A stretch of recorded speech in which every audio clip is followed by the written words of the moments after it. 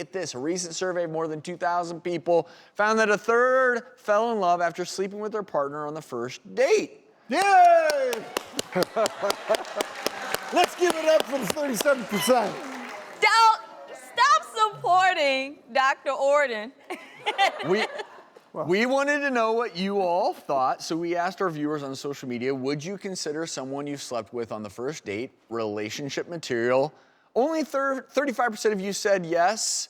65% said no. Here to weigh in on this study, our good friend, certified sex educator, relationship expert, and the author of The Game of Desire, Shan Boodram, joins us once again. Oh.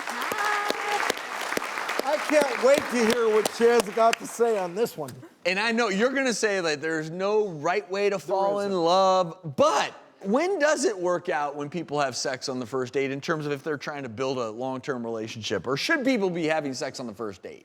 I feel like all good sexual encounters start with consent, of course, but also mutual intent. Why do we want to do this? Is it because we're trying to go to sleep? Or are we trying to get pleasure? Are we trying to see if we have chemistry for a long-term connection? And so I think it can work out if you are able to establish those two off the top. Now, I'm a big fan of probability, and so I'm going to say that it is possible that you can have sex with somebody on the first date and see success. As a matter of fact, there was a study that said that 38% of young people now have sex before the first date or have had sex before the first date before. So I think that there is likely somewhat to have Before the first date?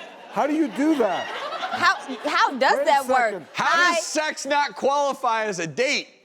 I mean, there's some intimate things you can do on a first date, candlelit dinner, like but when you're naked with someone... Well, I guess what they're saying is that a date is the intention to go and bond through communication, through doing an activity, and whereas if I'm just saying, hey, we're getting together just for sex, like you wouldn't... Or you're at a party yeah, and exactly, something happens, yes. okay. Okay. How many? Hey, that works too. Okay.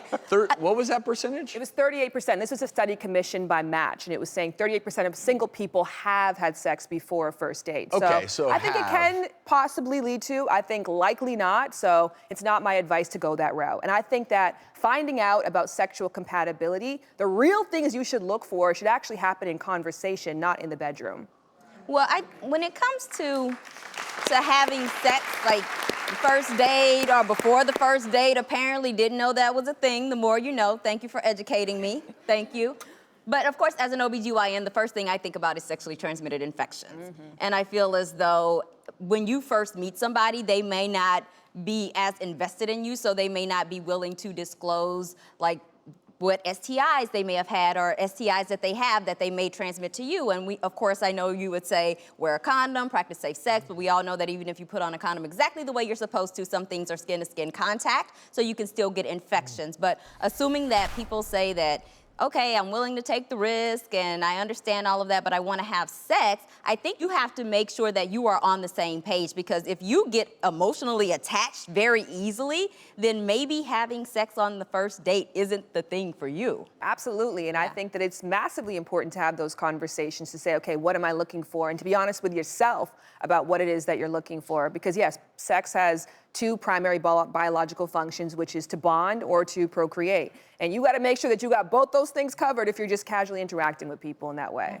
And I think this also hasn't even acknowledged the reality of a lot of times when people have sex for the first time, they might also be out drinking or engaging in behaviors where they're not making the same decisions as if they were on a formal first date. In the same poll, 40% of women said they regretted first date sex, 27% of men. It's all about compatibility. And we all have, without getting into personal lives, I'll never forget when I was young, just out of college, and I had a friend who, we were out at a bar and he met someone and they had a night together. And here they are, oh my gosh, 25 years later, still married with kids all, like, and you're like, wow, okay, that worked. You would never write it up that way, but.